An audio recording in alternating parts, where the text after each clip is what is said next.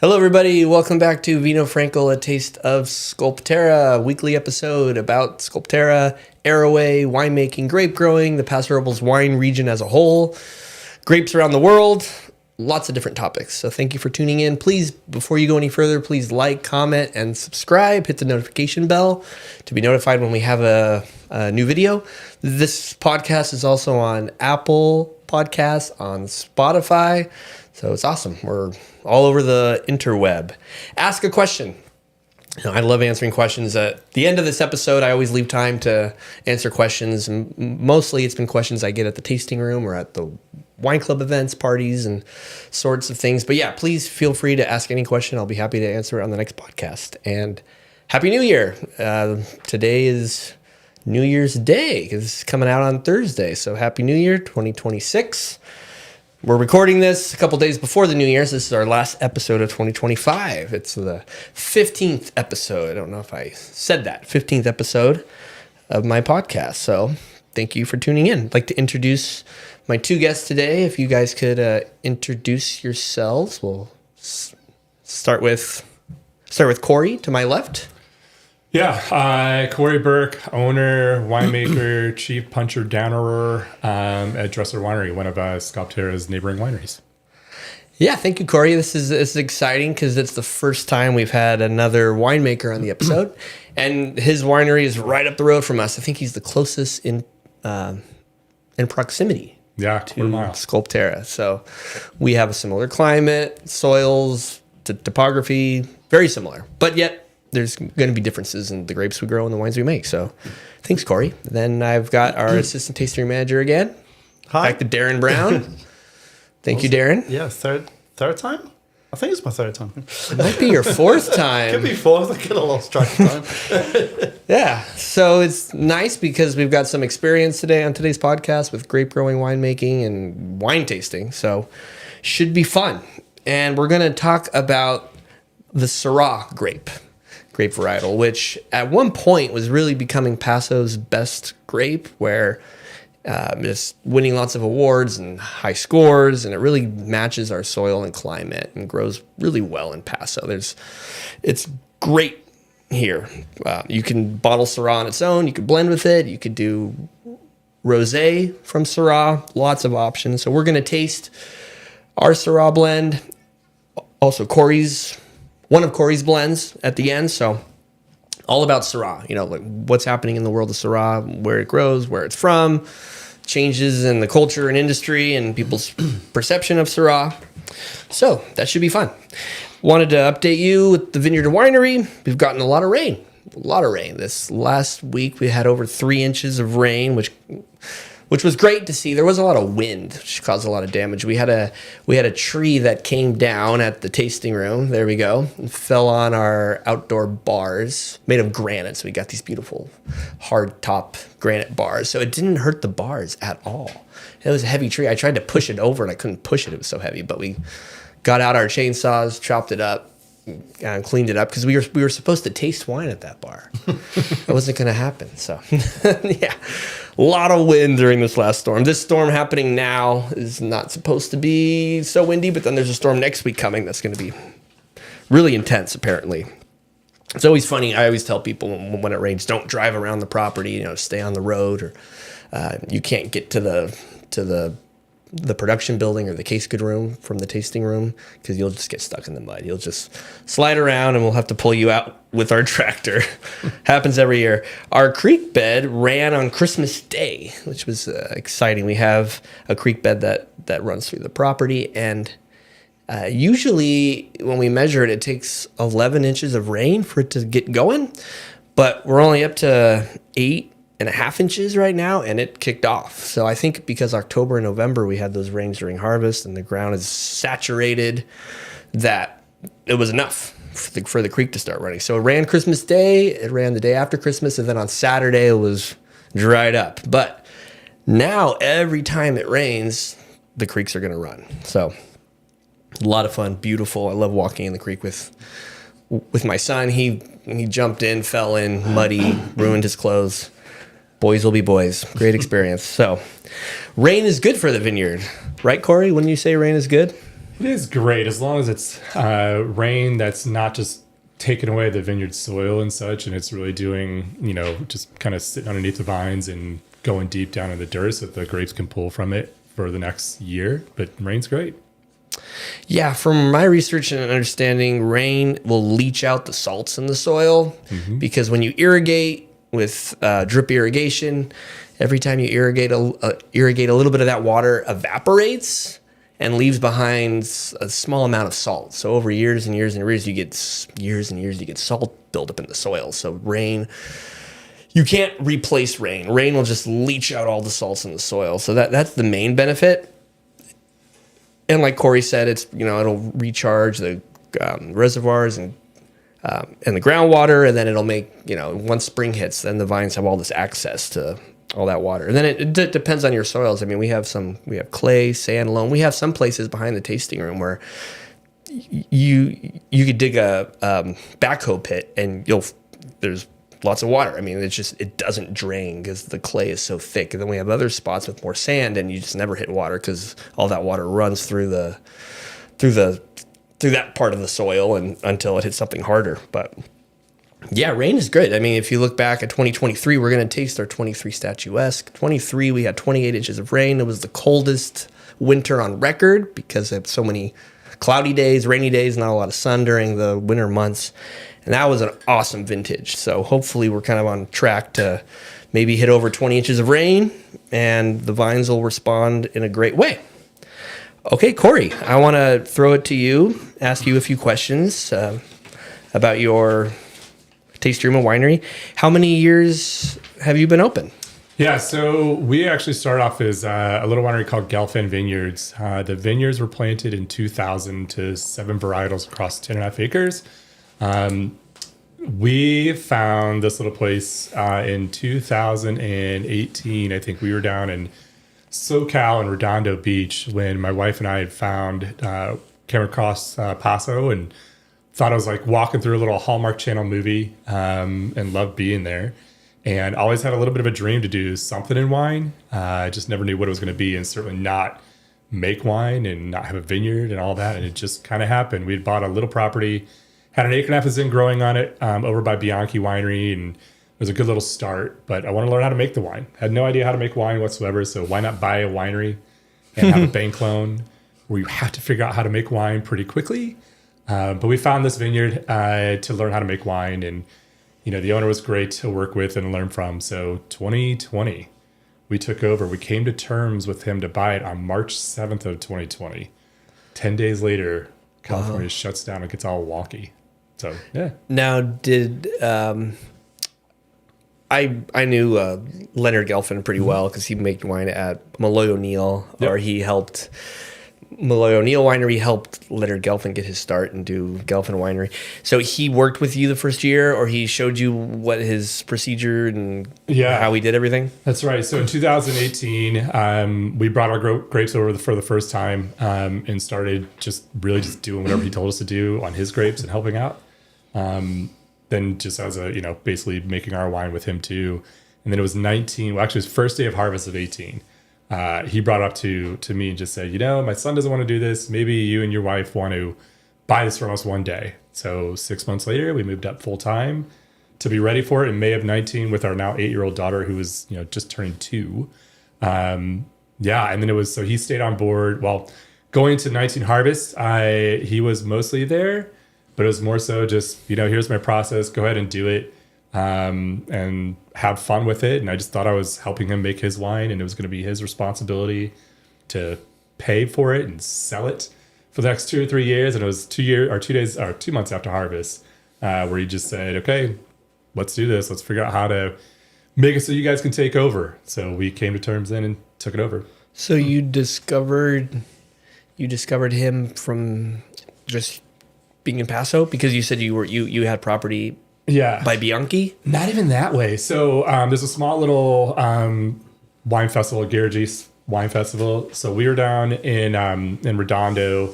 It was 17. It was that first year we bought that first property and went to the Garagis in Santa Monica Festival in, I think, February or something like that then. Or maybe it was the fall because it was after we bought the place. and just went and tasted anybody that was there that said Paso Robles on their sign, and met this guy who Craig Lee, who him and his wife had On Your Left Winery, which is right by really close to Paul at Stillwaters. And at the end of 17, the guy we had making our wine, which was down and I'm blanking on their name, Azeo Distillery, it's off of Riverside. They made our wine for us in 17, but I really wanted to be hands-on. I wanted to learn. There was no plan of really starting a winery or selling that wine or anything like that, but I wanted to learn. So, and I really didn't learn from him. He was, they're a custom crush and they were doing the work, and that was it. So we ended up, I reached out to Craig and just said, going to 18, I was like, I want to be the one that's making the wine now or learning how to make it.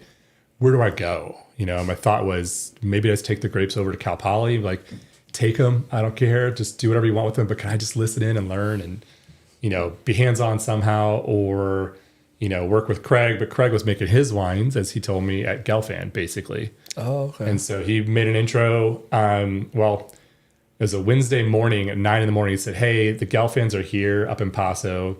You should come up here and meet them and see if it's something can work out. I'm like, okay, great. Who are the Gelfands? What are you talking about? I have no idea. Why am I coming up there? And he's like, so you can talk to him, see about bringing your grapes there to learn how to make wine. So literally drove up there. I left at like 9:15. My wife and I both worked from home, and I forgot to tell her I was just leaving to go to Paso. So I was like on the 405 going through the valley, and I called her. I was like, oh, I forgot to tell you, I'm on my way to Paso. I'll be back by like 10 o'clock tonight. Got up to Paso, went to Gelfand, told him we just want to learn, and he was pretty quick to say, okay, great, come on board. Be here when I tell you to be here, and we'll go from there. So that was to do custom crush, basically. Yeah, just make our wines, and we really didn't have a foolproof plan on what we're gonna do. We'd actually that year had a really close friend of ours, one of my wife's best friends, who was diagnosed with basically terminal lung cancer, and so our thought was, okay, what if we could figure out a way to make the wine good enough that we could find a way to sell it and use it as a way to raise money for her foundation. So we just, I didn't want to do it on my own because I had no clue what I was doing, and it would have been terrible. And subsequently, I'd had a little bit of Gelfand's wines, and I thought they were pretty tasty, and just told him a story, what was going with our story at the time. Unbeknownst to us, his wife was actually going through her own cancer battle, so I think that maybe struck a little chord with him, and was kind of a good little bit of symbiotic opportunity to work together. Me do the heavy lifting, him tell me what to do. And hopefully make a wine quality enough to sell and raise money for our friend. Wow, that's a great story. Yeah, all the Gelfand wines I've had years ago I thought were amazing. He's got that big style and fruit forward, full bodied, very expressive. So that's great. Wonderful. Now what's the best part of your job? Oh man, not being on planes, not having to sell stuff I don't want to sell, I guess. I was ready for a change in my life for what I was doing for work. And I love the hands-on, heavy lifting, the hard work, as painful and as tired as it might be during the day, and especially during harvest. That was a wake-up call in year one for me, for sure. Every day is different. At the same time, what I think one of the things that's something that sets Paso apart for sure too is like it's just such a cool community. It doesn't matter if you don't know how to make wine. If something, 3 years ago when we had that first big bout of rain that you were talking about, my tractor died. It still has not woken back up. It's still dead. But I was in a position. I was like, holy crap! I need a tractor. I gotta move grapes and what have you. And so called a neighbor of ours over at Liberty and just said, man, I need some help. And he's like, all right, tell Mauricio, come over, pick up the tractor. It's ready to go. And it's like that. It feels like with every bit of the Paso industry, whatever you need help with, you're a phone call away from getting anybody's help. It's such a cool, friendly, welcoming environment to do something that we're all doing in our own ways. Same things, just different ways. Yeah. And I know that I've seen you and be a big part of the Backroads Wineries, which is, we're a small group of wineries. There's the Far Out and the East and West Side. Well, we're part of the Backroads Wineries. And thank you, Kory, for taking a leadership role and taking charge and coming up with ideas and marketing and fun events. So what do you have planned for 2026? Or what's on the Backroads calendar Yeah. that So you can share with us. that is a challenge. So there's about 25, 26 of us. And one of the things I love about it is every single one of us is family owned, small family, we're all stretched thin. We're all doing too many things at the same time. And it is a challenge trying to herd cats and get everybody on board to, jump in and help out with events or plan events or execute or what have you. But at the same time, I know everybody has the same end goal of bringing people into the tasting room, sharing our wines and kind of keeping people on our little stretch of that wine area, the Backroads Wine Trail. So we're trying to come up with new events all the time and figure out what we can do budget-wise and what have you. This year, we're going to do the Taste of the Backroads again. It's one of the coolest little wine festivals, I feel like, that, unknown by so many. It always does pretty well as far as attendance and what have you, but more people should discover it. It's really just, usually at Cass Winery, sometimes at Rava, our neighbors, the two places that we have here in Paso in our group, they have amazing facilities to host, 200-300 people. We'll do that Memorial Day weekend again on Saturday before. We changed up the format last year where there were like 3 or 4 different tracks where it wasn't just coming in and tasting wine, and tasting all the back roads, but there was a seminar on like the Paso AVAs. There was I say seminar very loosely. It's not like sit down, take all your notes and there's a test, but an opportunity to learn about barrel aging and, how barrels affect all facets of the winemaking process to, we had a som that came in and did, how do you pair wines with food and what have you. So a little different than come in, grab your glass, drink as much wine as you can. There is that aspect too, as well, for sure. You can taste all the wineries in one place, but it's such a neat interactive thing. We've had a really good, successful opportunity or event that we've been doing this Saturday after Thanksgiving, for lack of a better description, but it's the Thanksgiving dinner where, I think it's an opportunity for all of us who have been hosting our family and friends. And as much as we love our family and friends, maybe we want to just a night away after the chaos of cooking a big Thanksgiving dinner and, welcoming all these people into our homes, where we do a pretty cool opportunity for, those that love wine and, and maybe they know us, maybe they don't, get to sit down with the owners or winemakers of the Backroads wineries and break bread and get to talk about wine and, get really intimate and deep into the process and who we all are as individual wineries and groups. So that'll come back again.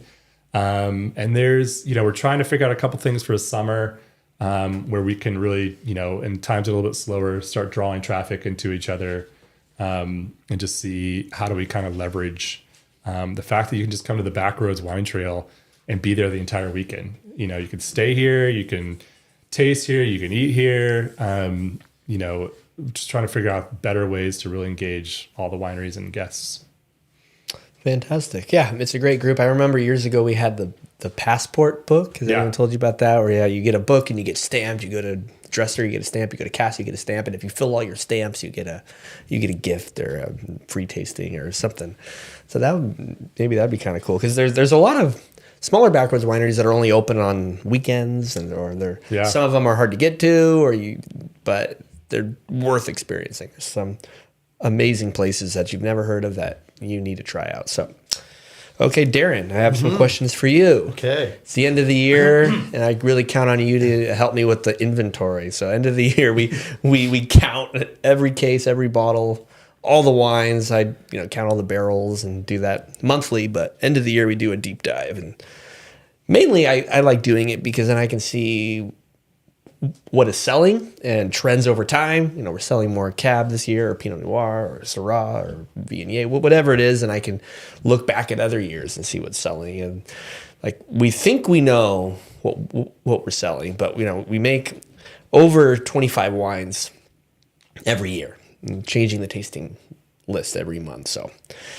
Darren, are you prepared to start prepared chatting? as I'm going to be, yeah. You've done it a couple years now, so I know you've refined your way of doing That's it. right, yeah. Got the spreadsheets already updated with the current wines. I've got the fabulous pink tape I use for roping areas off once I've counted to not mess up the numbers. But yeah, it's quite a task, but it's think of prepared as I'm going to be. Yeah, it's what we do is we freeze the inventory. So we just want to know like what we start the year with, what we end the year with, and then what we've sold in the middle.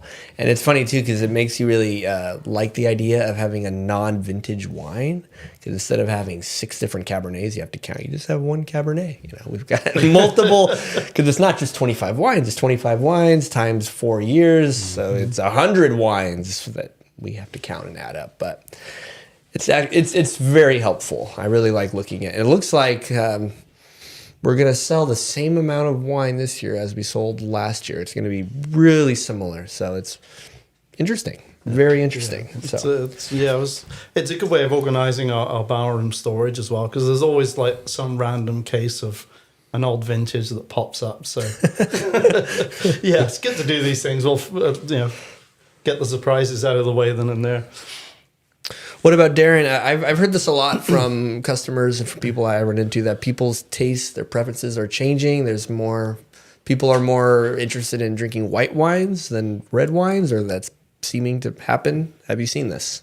No, I think people's tastes do change through their kind of wine journeys. So I could see that being perhaps skewed with more people new to tasting, coming to a tasting room who've only found that they like sweeter or lighter kind of styles. But yeah, I'm not sure it's differences in people's taste generally, just maybe new tasters. That's the way I'd view it anyways. What about you, Kory? Have you seen any changing trends that you want to share? Yeah. I mean, from a data perspective, that side is definitely growing from just an overall industry perspective. I think what's cool about it to me is people are being a little bit more open, and they're finding there's more than Chardonnay and Sauv Blanc out there. They're finding these really cool different vintage or varietals, which I know you guys do an awesome Viognier.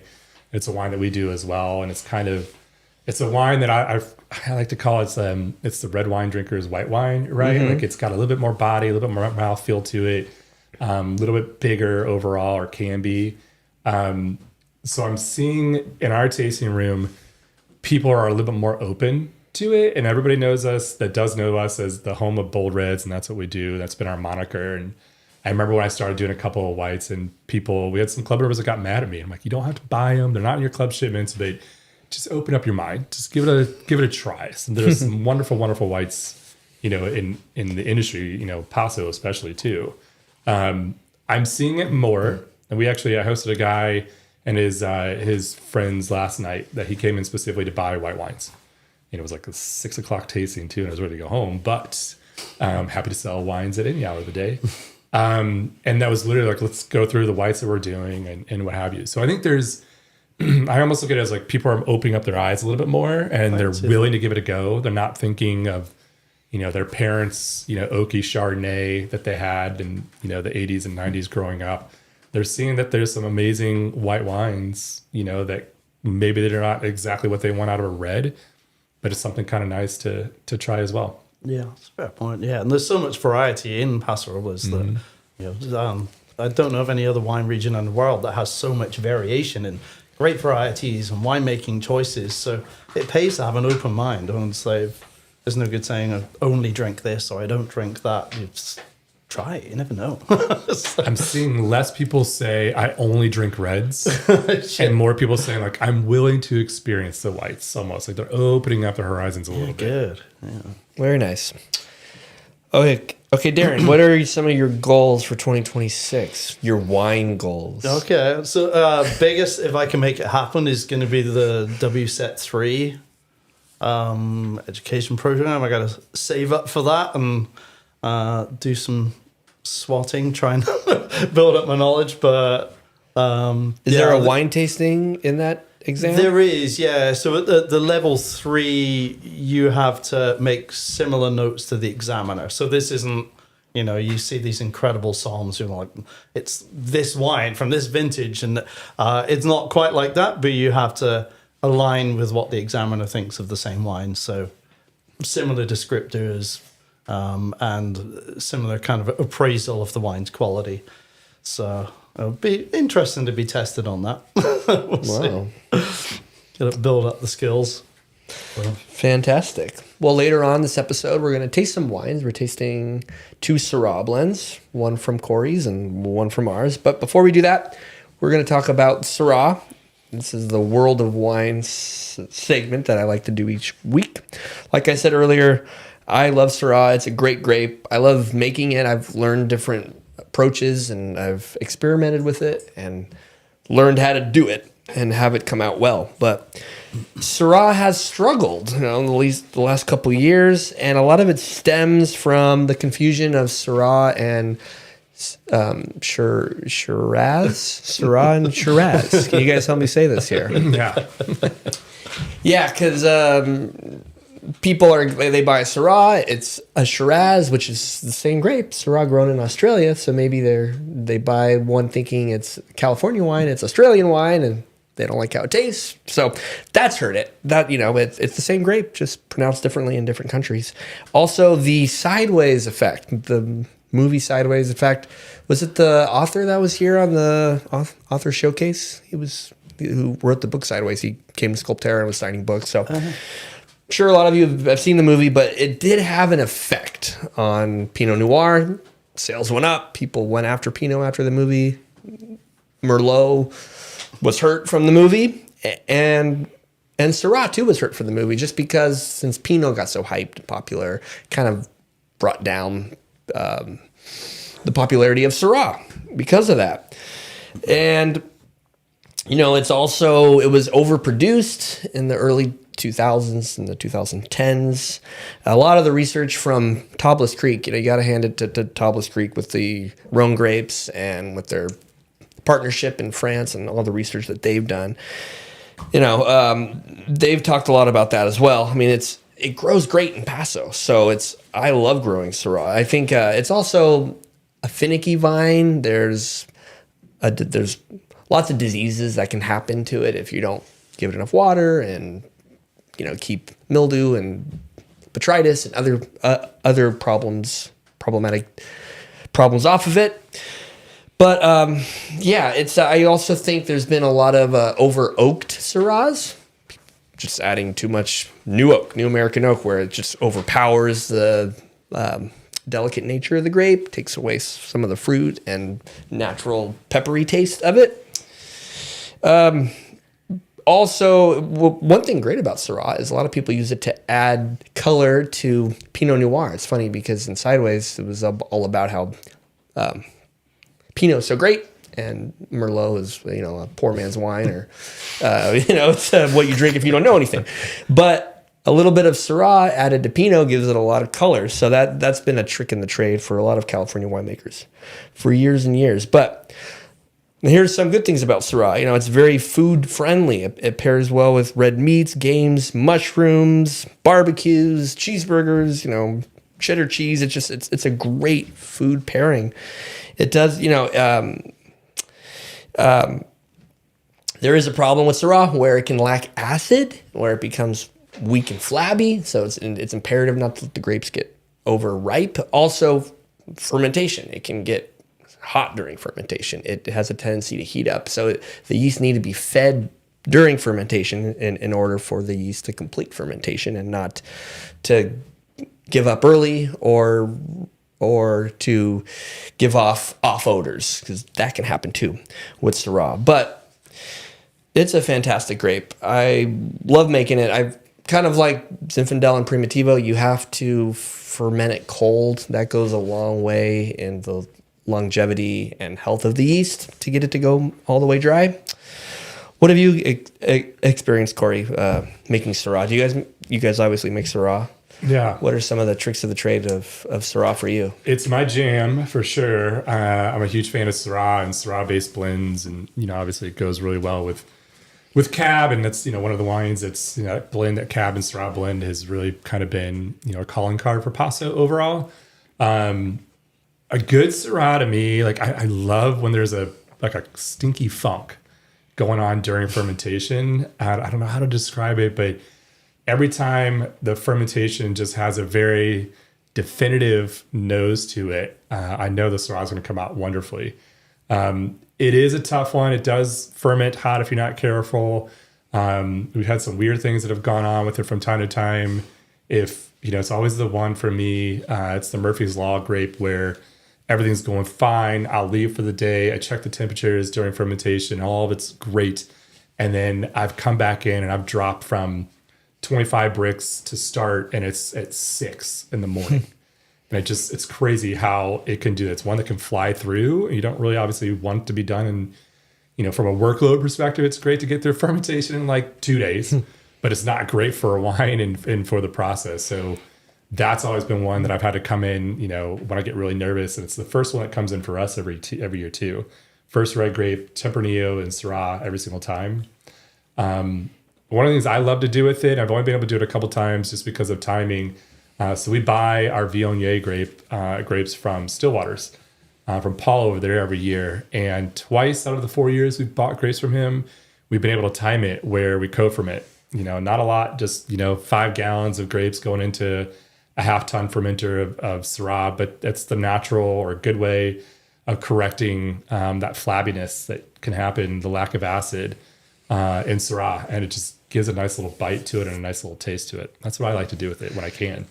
So you ferment in bins, correct? You're just running in macro bins? So many bins, yep. So you don't have temperature control? We do not. Yeah. We got AC put in a mini split inside of our barrel room where we'll do a lot of our fermentations, and it's given me a little bit of temperature control, like not a ton, but it's something to work with. Yeah. And there was another wonderful winery here called Vino Vargas that they retired a couple years ago. And we were able to buy most all of their stuff and finally got a proper chiller. So use it mostly for the fermentation of my whites, obviously to ferment those cold. But I have chilling plates that if I absolutely have to do it, at least I can get those in there to bring it down a little bit. But even then, it's still a very manual process to make sure there's enough of the grapes that, can benefit from the plate. So yeah, I remember when we fermented in 1-ton macro bins, and I got so frustrated with the getting so hot. Like, that's it. We're just going to ferment in half-ton bins. So we went from having like over 50 1-ton bins to 100 half-ton bins, and which is nice because the half-ton bins, it's easier to do the punch downs. You're not climbing on a ladder. You're not standing on top of the bin.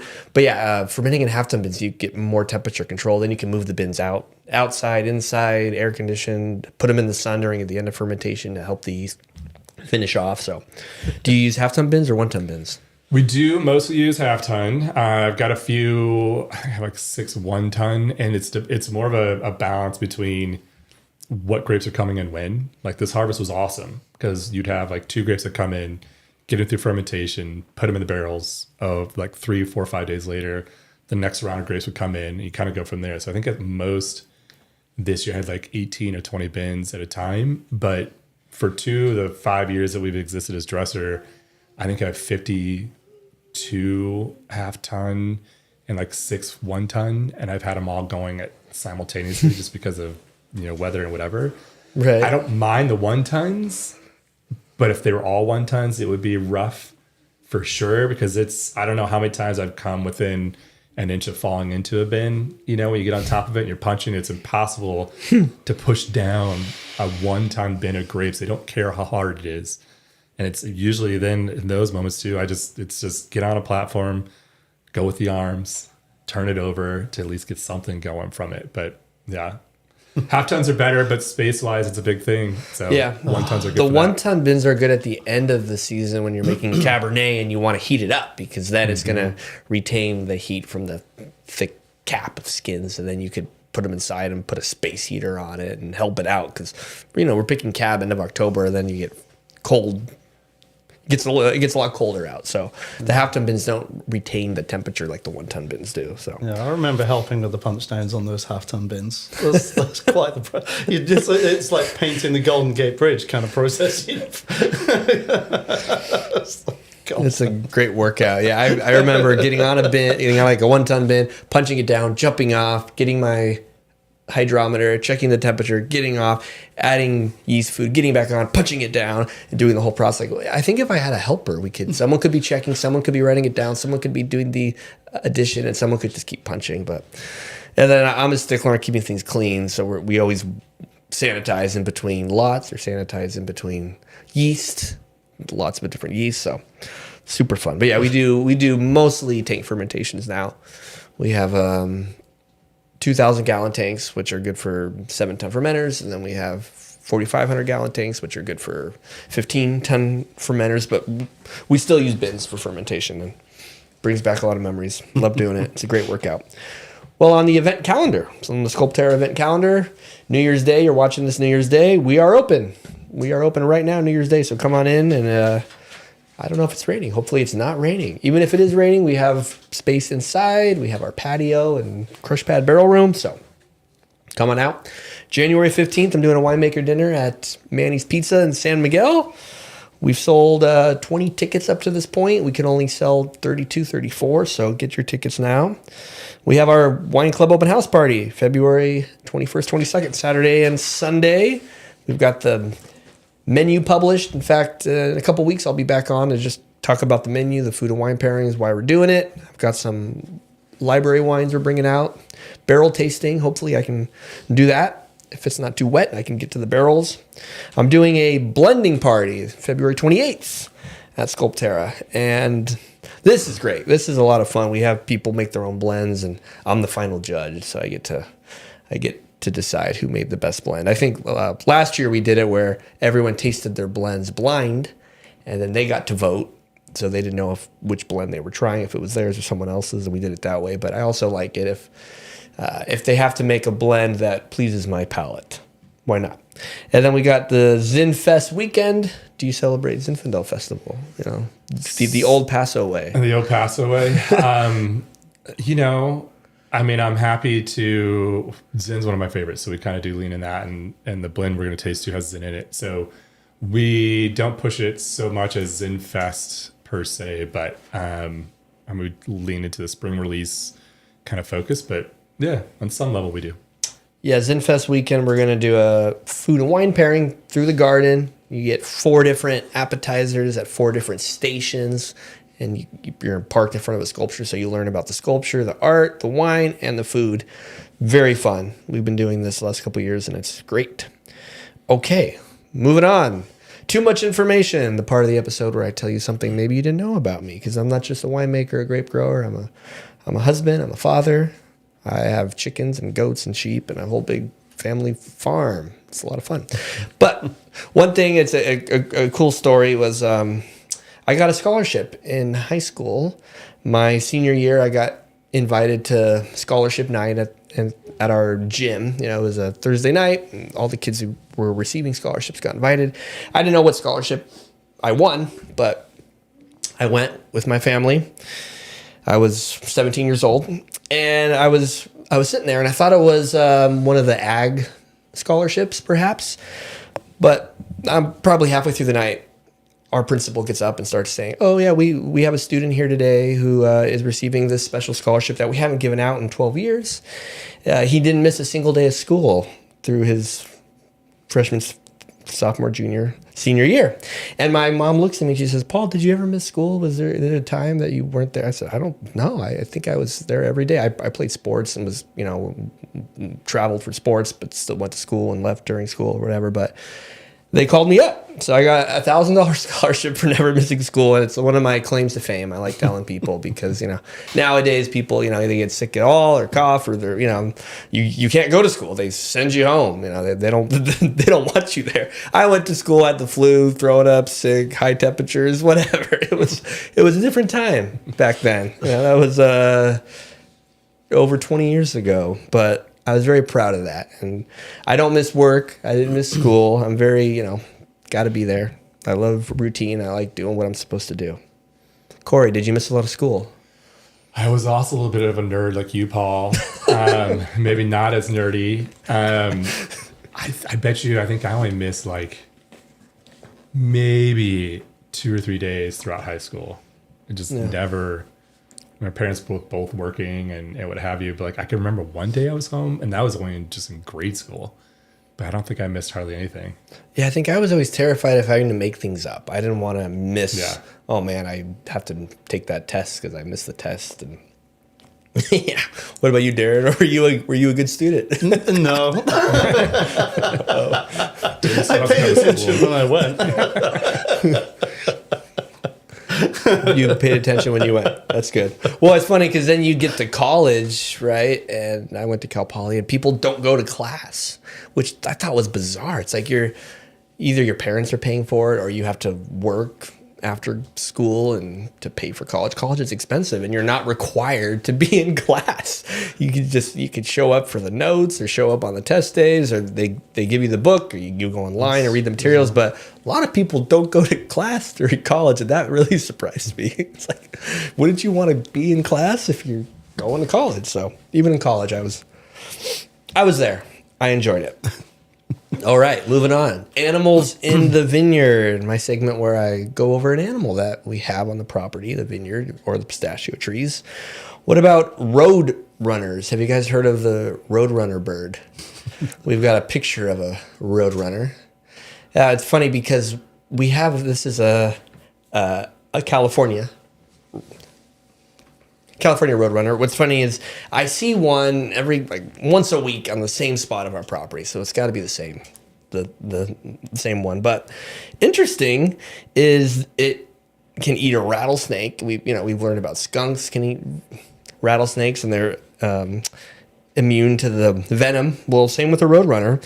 It lives in the desert, in the grasslands, in the oak woodlands. Interestingly, it has some skin on its back. It's like a mini solar panel, I guess, and it retains heat, and then it helps it at night to stay warm during the night. So interesting, but yeah, it eats almost everything: snakes, lizards, rodents, spiders, insects. So it's a good bird. It doesn't normally fly. It can run up to 20 miles per hour. It's fast, and it likes to just kind of jump and glide, but it doesn't like to fly. It's a beautiful bird. You don't see them a lot, but they are here in Paso. So if you see a roadrunner, leave us a comment. Tell us where you saw the roadrunner. One of the many animals that we have at Sculpterra in the vineyard. Do the coyotes chase them? It's way smarter than coyotes. It's another little hidden fact. They beat coyotes all the time. It's not as big as you would think. I mean, you see them; they're just maybe 8 inches tall, 12, maybe 12 inches long, and they're fast and they just fly around. So usually I see them at sunrise, like right after sunrise, and never again throughout the rest of the day. It says that they can make dove-like coos, barks, or a clacking sound with their beak. I don't know if I've heard a roadrunner. I've seen a roadrunner. I don't know if I've heard it. So, roadrunners, one of the many animals we have. Okay, well, let's jump back to our Syrah conversation. Again, focusing on Syrah. We love making Syrah. Does well in Paso, so I'm going to flash it over to Darren. Darren's done some research and wanted to share the history of Syrah. Okay, yeah. So, yeah, for the longest time, a lot of people used to think that it was from the Middle East, from modern-day Iran. Genetic testing has proven otherwise. So, Syrah is an ancient grape from the northern Rhone Valley in France. Its parent grapes are Doreza and Mondeuse Blanche. I don't know anything about those either. Although it happens, some people seem to think that Mondeuse Blanche is also a parent grape to Viognier. So they are related.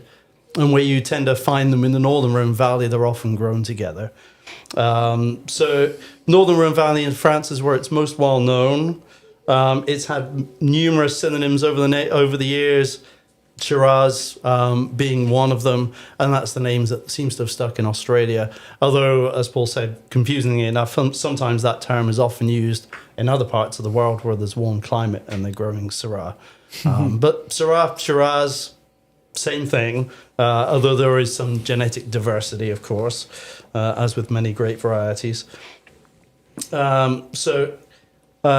Number of growing regions it's found in France. Northern Rhone Valley is most well known.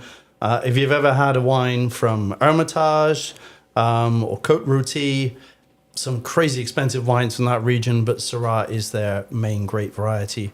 And there it's often co-fermented with Viognier, which I'd love to know more about, what that brings into the wine. Of course, we've already talked about acidity, but we'll get into that.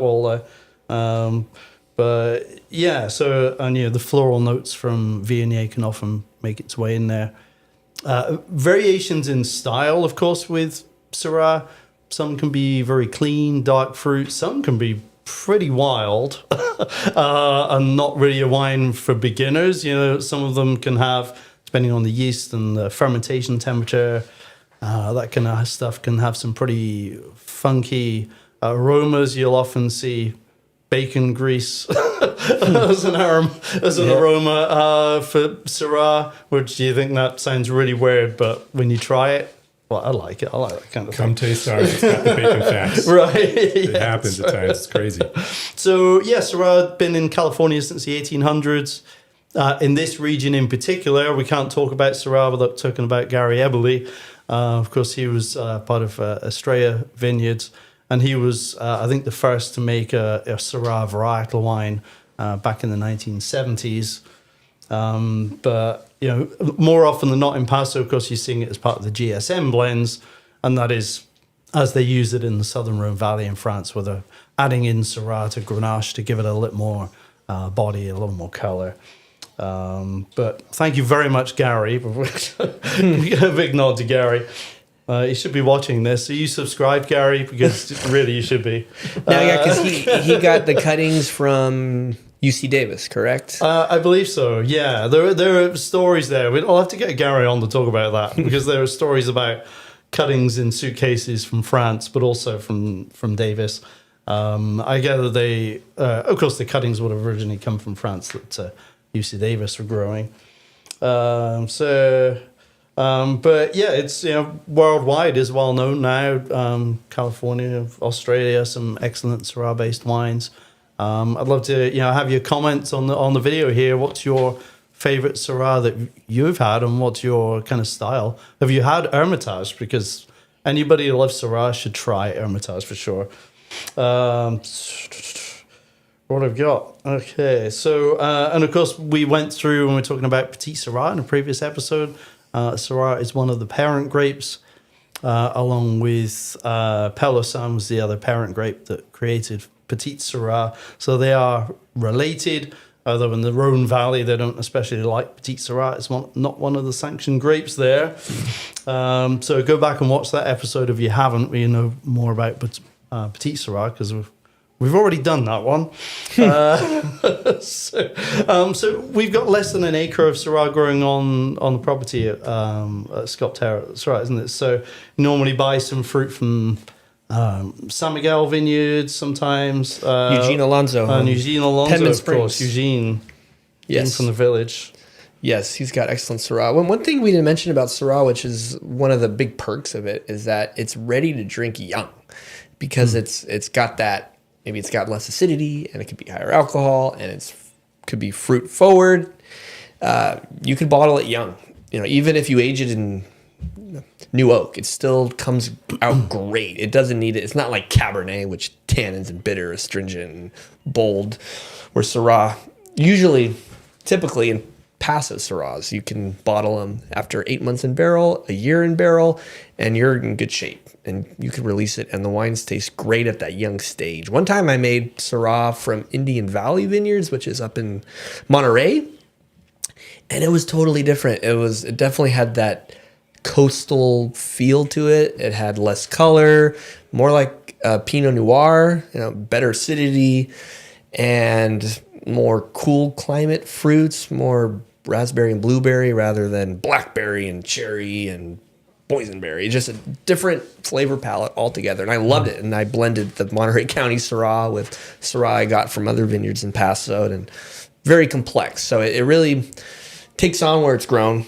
And again, you can bottle it young. I've never had a Syrah where this needs 10 years in the bottle for it to be drinkable. No. It's not like that. Yeah. One of the aromatic compounds found in Syrah is rotundone, which has flavors of black pepper or marjoram. So a lot of flavors that come through in wine tend to be precursors in grapes. So if you taste the grape, you don't really get the fruit flavors you do in the wine necessarily. But rotundone is one of those characters that is, Syrah is famous for. So you can expect, peppery, long pepper, black pepper kind of aromas in the wine. But typically black fruits, more full-bodied, kind of olive, bacon grease, black pepper. Some of the best Syrahs out there. It's unique with those characters coming together. But yeah, and then, cooler areas, you might get more red fruit focus than that, a bit more raspberry. Paul said, it's typically oak aged, but it's easy to overdo.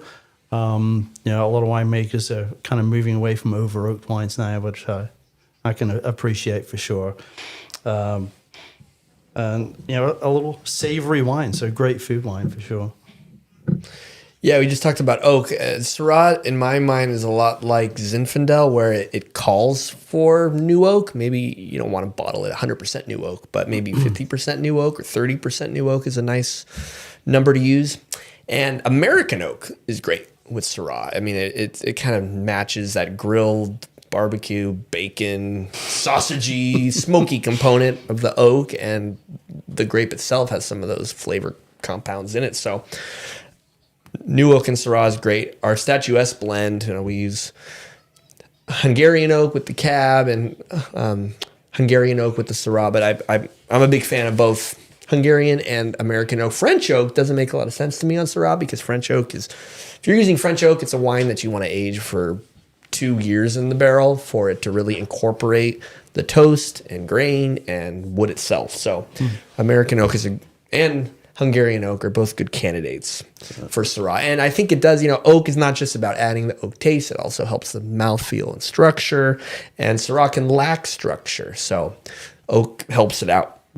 Yeah. A lot. So what is the reductive character? Because I hear that a lot with Syrah. It's prone to being reductive during fermentation. Can you say maybe a little more about what that is and what those flavors can be? Reductive, it's an interesting term because it's the opposite of oxidized. We're so careful to keep oxygen off wine, and we cork the wine, and you don't want oxygen to come in too much contact with the wine because it'll prematurely age. Well, during fermentation, you need oxygen to express and release some of the off odors during fermentation. So if you're fermenting Syrah in a tight place with a lid or the tank is closed, it gets reductive because there's not enough oxygen present just in the atmosphere in that area. So it's important with Syrah to aerate the cap, to do more punch downs during fermentation, to not seal the tank when you're fermenting it. And then when you press, some people don't like to use a pump, or they don't want to rack the wine too much, or they're worried about overexposure to oxygen. With Syrah, it's a benefit because it needs oxygen. Yeast need oxygen for survival. So because it produces a lot of heat and fermentation goes so quick, the yeast don't have time to breathe and get oxygen. So that's one of the reasons why the wines get reduced or reductive. It's a funny test. You can drop a copper penny into a glass of Syrah, and if that takes away that funkiness, then it was a reductive problem. The wine is reduced, and if that happens to you, just keep aerating it. Just give it more and more air. It can come to the point where it becomes part of the wine because it was reduced for so long and it was never aerated during fermentation, pressing, racking. But again, a lot of winemakers they use argon gas. They're trying to get oxygen off the fermentation, or they're using nitrogen. Well, with Syrah, oxygen's a good thing. It's a partner in the winemaking. Kory, have you had this experience too? Yeah, so we're T-bins, right? So we're all oxygen all over the place during fermentation, without a doubt. But I think in early days, we worked with a buddy of ours, is Chris Everly, the winemaker at Everly, and I remember I was like, he just tastes this Syrah. There's something weird to it. I don't get it. I don't know what it is. And he nailed it right off the bat. It's like, it's reductive. It needs air. And here's why. And I was like, okay, well, what's reductive? Walk me through that again. And I was like, how am I supposed to know what it's supposed to be? I like the copper recommendation for sure, but like a burnt matchstick. So if you light that matchstick, that tends to be like, when I smell that initial, like if you get that little note from when you strike a match, that's kind of what reductive has been to me. It's helped me kind of understand it better. But to your point, like, I mean, fermentations need that oxygen, and Syrah itself tends to have a bit of a funky kind of aroma and note to it to begin with. So you don't want to over funkyize it as well. So, you know, you got to watch out for reductiveness. There's different levels of reductiveness too. So it can get to the point where it can never go away, which you don't want to get. Like a little bit of reductiveness can add intrigue, mystery, and funkiness to the wine. But if it's overdone, then it's going to mask the other flavors that are there. Okay, Darren, did you have any last tips here with Syrah, the world of Syrah? Yeah, what are your favorite barrels for Syrah? You say American oak generally? Yeah, early on when I was started with the punch-on craze, when I was told about punch-ons, we could take the punch-on apart and ferment half a ton of grapes in it, and it stabilizes the color and mouthfeel and everything's improved. I started using American oak punch-ons for Syrah. Then little by little, I experimented with French, and now Hungarian, I think, is that perfect match because it's maybe it's a little more delicate than American, but then not as tannic as French, or doesn't take as long to absorb as French oak. So, and I know I've been to Eberly. We were talking about Vina Robles, Robert Hall. They all use Hungarian oak punch-ons on their Syrah. Herman Story is another one which he uses Hungarian oak punch-on. So, just talking with them, and I was like, I gotta try this. This is probably a good match because it's the punch-on.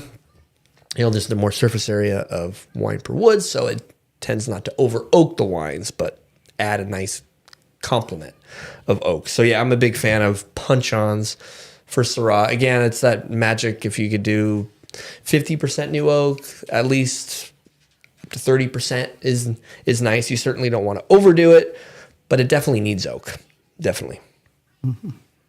Yeah. Do you ever do co-fermentation with Viognier? So yeah. I've done that a few times. You know, I think there's a lot of confusion around that.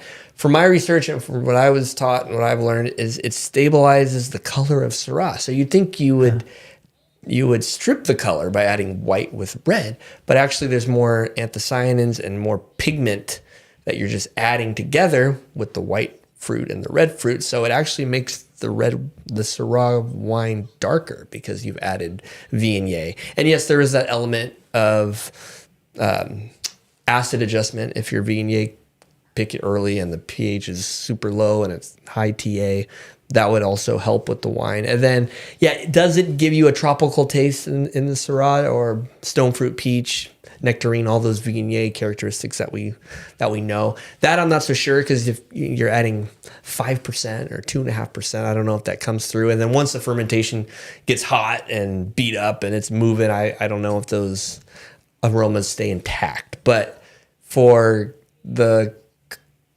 helping with the color stability, like we do a lot in winemaking just to stabilize color. We add tannins and oak chips and all these things. Well, if you co-ferment white with red, that's also a way to help with the color. We're not adding color. We're just trying to stabilize the color that's already present. So that's my view on that for sure. Muy bien. Okay. All right. Well, before we taste, I had some questions I'm going to send over and talk to Kory about. All right. Kory, are there any grapes you would like to grow that you currently do not grow? It's a good question. I guess the way I look at it more so is as climate change continues to take hold, and that's obviously a huge concern for anybody that's growing grapes, anybody that's making wine, what have you. I think a lot about what are we going to be in 20 years, you know, and like what do we need the vineyard to have to be able to continue to, you know, exist and grow and be what we are. There's none that I'm like I want to do this. It's going to be amazing to do it. But like I think of like Touriga Nacional, you know, a Portuguese variety that tends to do really well in heat. So I think along those lines, like it'd be fun to try to do those.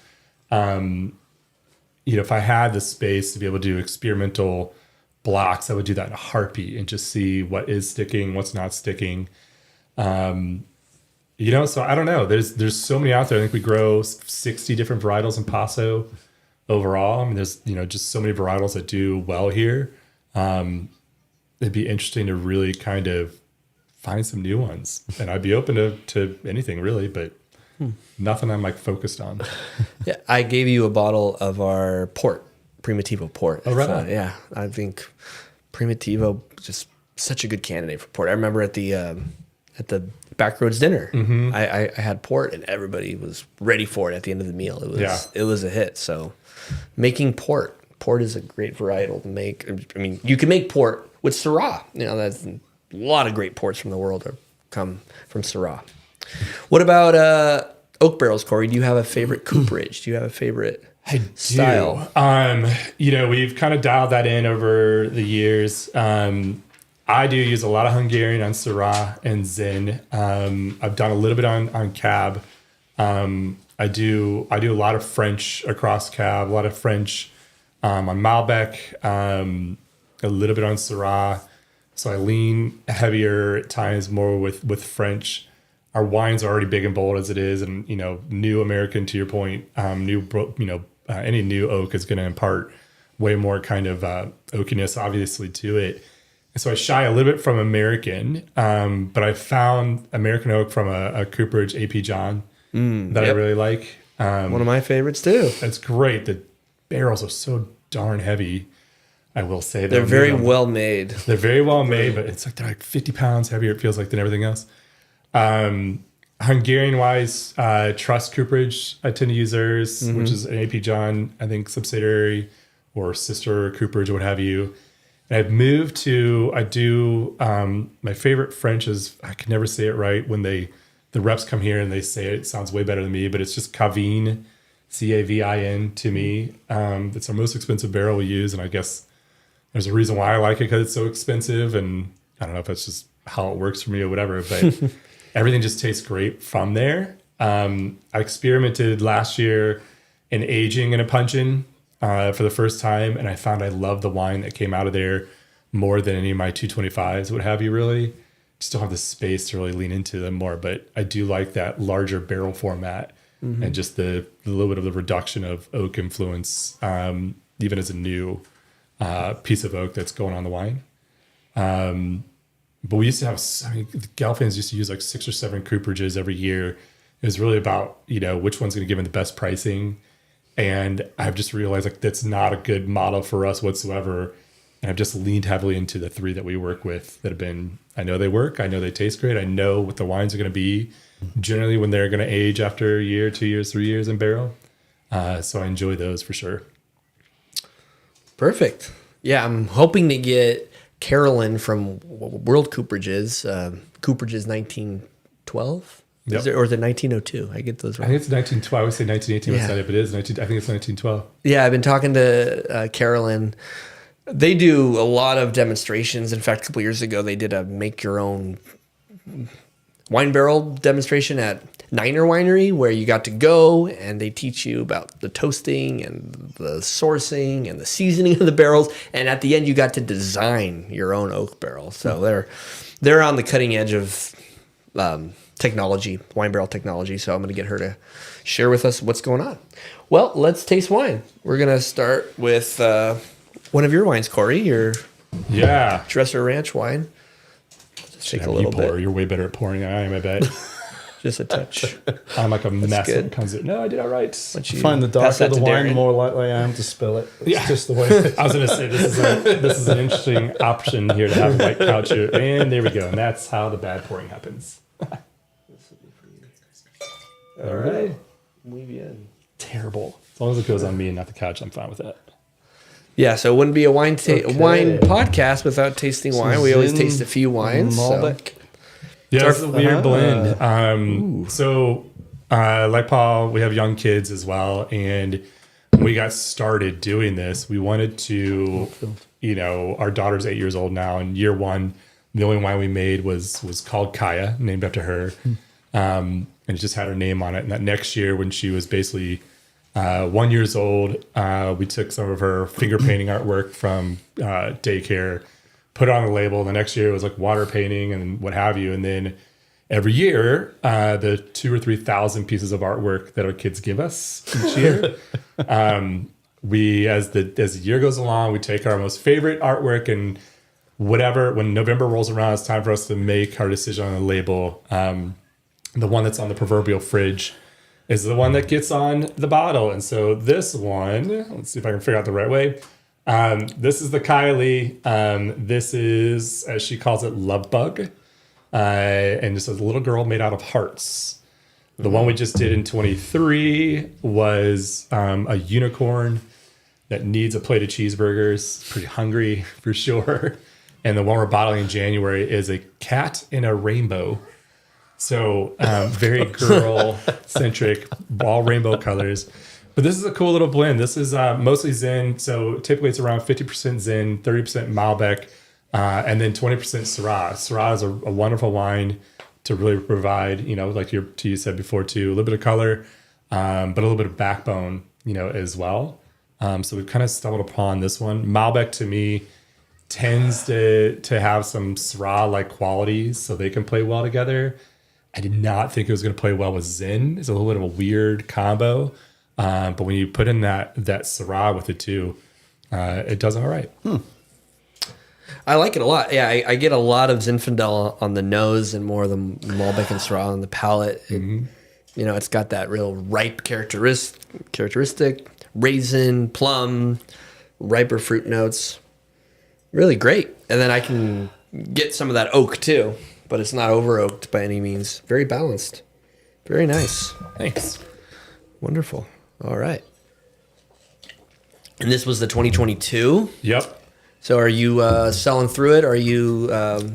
Yeah, this was the second one we did with that blend component of the three, the Zin, the Malbec, and Syrah. And year one, we made 75 cases, and it just took off. And so the next year, we upped it and did 200 cases, which is by far the most we've ever made. We're usually 75 to 125 cases per varietal. But it was just one of those wines where like, okay, this is nice. It's a any day of the week kind of wine. It's a campfire wine. It's a food friendly wine, etc. And so what we've been trying to do though, these are bolder style wines that we make, and would really prefer they have a year or 2 years in the bottle by the time the end consumer gets to them. So making more has helped us out. We're almost sold out of this one now. I think I'm down to my last 30 cases out of that, which is great. I'm glad to get through it because we have the next vintage ready to go. But now we're back down to about 125 per year with it. Wonderful. All right. Very enjoyable. The first time we tried a non-Sculpterra wine. Yeah. Thank you, Kory. Yeah, nice and bold. Great. Thank you, Dresser Ranch. Yeah, thanks. Like that a lot. All right. We're going to try Statuesque 23. Could you pour a little bit, Darren?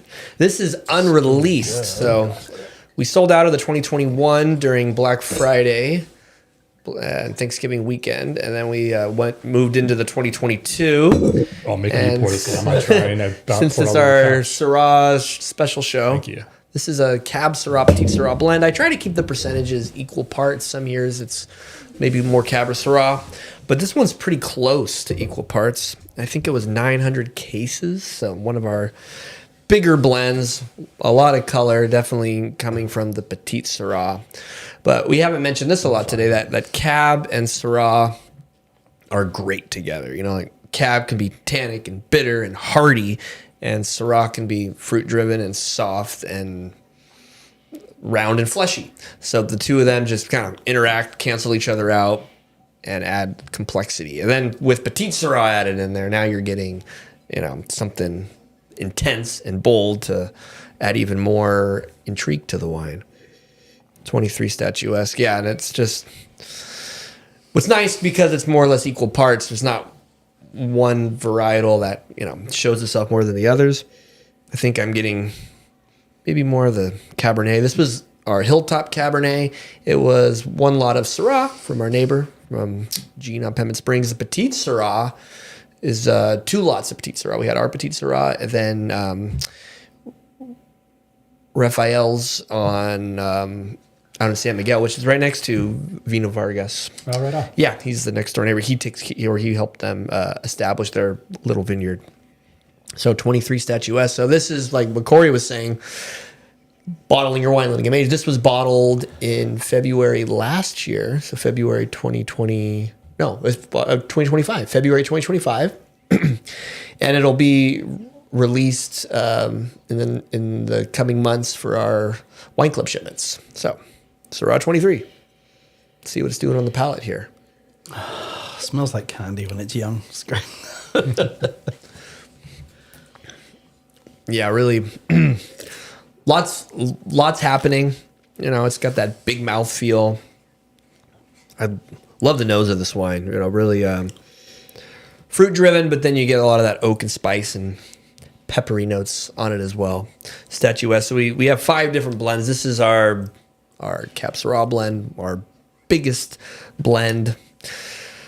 You know, and I think this was a happy accident of Australia, right, where they blended Cab and Syrah and tried it out. You can't do this in France. They have strict rules. You can only blend Rhone with Rhone and Bordeaux with Bordeaux. So California, we can do whatever we feel like doing. We can blend any red grape with any red grape. Makes it fun. A lot of experimentation, but a lot of people do Cab Syrah blends, and it's a winning blend, especially in Paso. So if you find a Cab Syrah blend in Paso, try it out. I like the in the middle of my tongue, I get a lot of the pepper, spicy, kind of almost like not carbonation, but almost like just kind of dancing on your tongue there. Mm-hmm. I think that's my favorite part of it. It's great. Yeah, I always strive in winemaking to have the front palate, middle palate, and back palate, like the whole palate experience. And that's why if a wine is a touch sweet, you get it on the front of your palate, which can be pleasant. If it's got high alcohol and a big finish, you get it on the end. But mid palate, like what Kory is saying, that's really key, because that's where you really have a lot of pleasure when it stays on your mid palate. But great wine. We have a lot of it. It's not even out yet, so you'll have to come next year, 2026. It'll be available. Right now we're tasting and selling the 2022 Syrah, which the 22s I'm finding are just in a great place. I love how the 22s are tasting. We're pretty much sold out of all of our 21 vintage reds, and now we're pretty much into the 22s. And then 23 was that odd year with 28 inches of rain and a cooler winter, a hot summer. So this is a special wine. I'm really looking forward to this one that's out for everyone to have. Well, thank you, Kory. Thank you, Darren. Always great to deep dive into Paso and different grape varietals. So appreciate you guys being here, and I'd love to have you back. Now that it's 2026, I'm planning out the whole year podcast. I've got some interesting folks going to be here in the studio soon. So thank you to Miguel back here behind our podcast studios in Paso. We've had a good time, a good run at it, and we're enjoying it. We'll continue on doing it. So again, like, comment, subscribe. Yeah. Check out Sculpterra. Leave your comments. Let us know which grape you want to know about. Kory, when are you guys open? What is your tasting room schedule? Yeah, so we're Tuesday to Friday, basically 12 to 4, and then the weekend, Saturday, Sunday, 10 to 4, 10 to 5, just kind of depends. Anything outside of that, I'm always happy to welcome guests. It's usually just me and my ranch hand run around the winery and the vineyard, so it's always helpful to know if you're coming. On the weekends, I get a little bit of help from a couple of tasting room folks that are part-timers, but always flexible as much as we can be. Yeah, we'll leave a link in the description so you can check out his winery right next door. So, thanks for watching, everybody. We'll be back. Happy New Year.